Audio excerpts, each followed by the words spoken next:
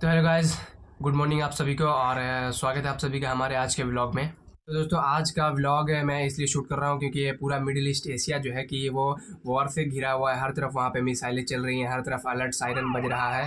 तो गाइस यही को देखते हुए मेरे माइंड में एक आइडिया अनलॉक हुआ कि क्या ये जो मिसाइलें यूज़ कर रहे हैं ये कौन सी मिसाइलें हैं, या फिर ये लॉन्ग रेंज है, शॉर्ट रेंज है, या फिर ये बॉम्ब यूज़ कर रहे हैं, क्या यूज़ कर रहे हैं। तो इन्हीं पे गाइस मेरे दिमाग में एक आइडिया आया था कि चलिए यहीं पे आज हम वीडियो शूट करते हैं, अपना ब्लॉग शूट करते हैं ताकि हमारे व्यूअर को भी थोड़ा सा जानकारी मिल सके। तो उम्मीद है कि आप लोगों ने भी ये न्यूज़ देखा ही होगा ये या फिर सुना ही होगा कि किस तरह से ईरान जो है इसराइल पे अटैक कर रहा है, इसराइल ईरान पे अटैक कर रहा है। किस तरह से इसराइल ने ईरान के सुप्रीमो आयतुल्ला अली खामनेई की हत्या कर दी एक ब्लास्टिंग के द्वारा। शुरू करते हैं आज का व्लॉग का जो कंटेंट है। आप हमारे साथ बने रहिए ताकि आप खुद ही कमेंट में लास्ट में, वीडियो के लास्ट में आप खुद ही बता सकते हैं कि मतलब कि ये लोग कौन सी यूज़ कर रहे हैं, बैलिस्टिक या फिर क्रूज या फिर शॉर्ट रेंज, लॉन्ग रेंज, क्या यूज़ कर रहे हैं। तो दोस्तों अगर बात करें हम मिसाइल की, तो मिसाइल दो टाइप्स की होती है। कितनी टाइप्स की? दो टाइप्स की होती है। पहला जो होता है वो होता है बैलिस्टिक मिसाइल एंड सेकेंड जो है वो क्रूज मिसाइल है। ये दोनों मिसाइल एक दूसरे से काफ़ी अलग है, काफ़ी डिफरेंट है। ये दोनों की जो है कार्यप्रणाली जो है, फंक्शन है, जो दोनों का सबसे अलग अलग एकदम है गाइस।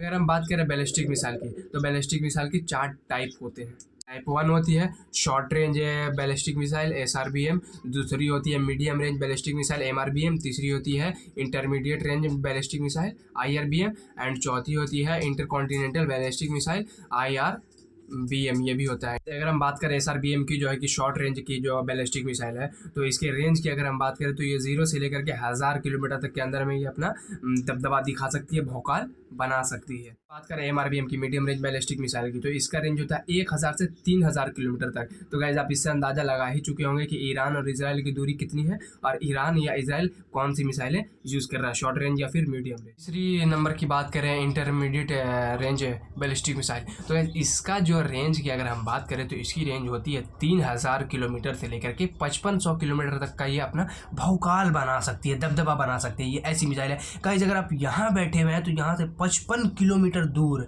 आप यहीं से बैठे बैठे आप अटैक कर सकते हैं अपने दुश्मन देश पे। बात करें चौथे नंबर की इंटरकॉन्टिनेंटल बैलिस्टिक मिसाइल की, तो गाइस ये जो है कि ये काफ़ी ज़्यादा इसका रेंज, अगर रेंज की बात करती हो जाए कि 5500 किलोमीटर से ज़्यादा है गाइस। मतलब इसका यूज़ इसलिए किया जाता है कि अगर एशिया और अमेरिका में वॉर हुआ तो गाइस ये इंटरकॉन्टिनेंटल है, मतलब एक कॉन्टिनेंट से दूसरे कॉन्टिनेंट, और कॉन्टिनेंट तो आप जानते ही हो कि 7 कॉन्टिनेंट है हमारे इस पूरे वर्ल्ड में। तो गाइस एक कॉन्टिनेंट से दूसरे कॉन्टिनेंट पे अटैक करने के लिए जो है कि इंटरकॉन्टिनेंटल बैलिस्टिक मिसाइल का यूज़ किया जाता है, जो कि इसका रेंज है 5500 किलोमीटर से ज़्यादा।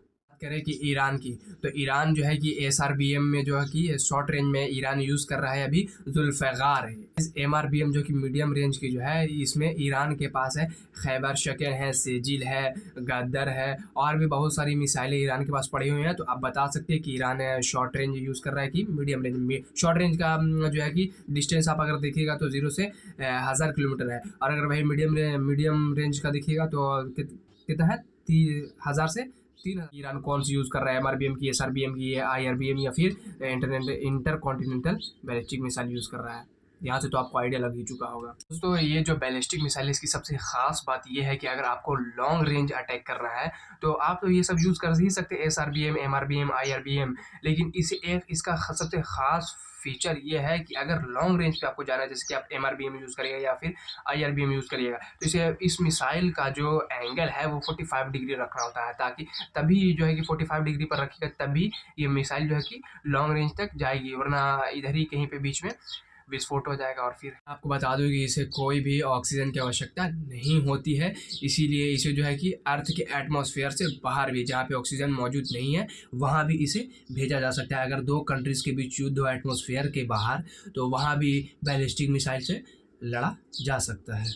सबसे ख़ास बात ये है कि दूसरे नंबर की जो है क्रूज़ मिसाइल है, उसे चलाने में अगर उसका एक बार डायरेक्शन फिट कर दिया, तो अगर उसे लॉन्च कर दिया, ठीक है, तो लॉन्च करने के बाद भी उसका डायरेक्शन चेंज किया जा सकता है। लेकिन ये जो बैलिस्टिक मिसाइल है, इसे एक बार डायरेक्शन फिट हो गया, ठीक है, टारगेट फिक्स हो गया और उसके बाद लॉन्च कर दिए, तो इसका डायरेक्शन में कोई भी चेंज नहीं कर सकते, कोई भी चेंज नहीं कर सकते हैं आप, ठीक है। और इसे मतलब जहाँ टारगेट है ये वहीं जा कर के फिर अटैक करेगा, आप इसे कहीं भी बीच में इसका जो है कि टारगेट या फिर डायरेक्शन नहीं चेंज कर सकते हैं। तो दोस्तों चलिए बात करते हैं सेकंड नंबर की जो मिसाइल है, मैंने आपको बताया था क्रूज़ मिसाइल। दोस्तों क्रूज़ मिसाइल भी 3 टाइप्स की होती हैं। पहली होती हैं सबसोनिक, दूसरी सुपरसोनिक एंड तीसरी जो होती है वो हाइपरसोनिक मिसाइल होती है। अगर बात करें कि इन्हें किस मतलब कि किस बेस पे 3 टाइप में बांटा गया है, तो जिस तरह से बैलिस्टिक मिसाइल को रेंज के बेस्ड पे 4 टाइप में रखा गया था, उसी तरीके से इसे भी स्पीड के बेस्ड पे 3 टाइप में रखा गया है। जो है कि सब सोनिक की जो स्पीड है 1 मैक से 3 मैक होती है। अब मैक क्या होता है, मैक के बारे में मैं आपको बताता हूँ। मैक कैसे निकाला जाता है, मैक है कि मतलब जो मान लीजिए कि मिसाइल जा रही है या फिर जो भी फाइटर जेट जा रहा है, फाइटर प्लेन जा रहा है, उसकी स्पीड क्या है, ठीक है। एंड एटमॉस्फेयर में जो है कि साउंड की स्पीड क्या है, दोनों को डिवाइड करके ये इसका मैक निकाला जाता है। अगर इसके डायरेक्शन की बात करें तो बैलिस्टिक मिसाइल में तो लॉन्च करने के बाद इसके डायरेक्शन को चेंज नहीं किया जा सकता, बट क्रूज मिसाइल के डायरेक्शन को लॉन्च करने के बाद भी इसके टारगेट को और डायरेक्शन को चेंज किया जा सकता है। इसके इंजन को ऑक्सीजन की आवश्यकता होती है, इसीलिए इसे एटमॉस्फेयर के बाहर लॉन्च नहीं किया जा सकता है। अगर कोई देश युद्ध करना चाहता है एटमॉस्फेयर के बाहर, तो वो सिर्फ बैलिस्टिक से ही कर सकता है, इससे क्रूज से नहीं कर सकता, क्योंकि इसके इंजन को ऑक्सीजन की आवश्यकता होती है, जो कि एटमॉस्फेयर के बाहर ऑक्सीजन अवेलेबल है नहीं। वहीं बात करें कि ईरान इनमें से कौन सी यूज़ कर रहा है, तो ईरान के पास सब सोनिक है फतेह 1010, और सुपर सोनिक में है ईरान के पास फतेह 2। सुपर सोनिक में ईरान के पास है अबू मदी।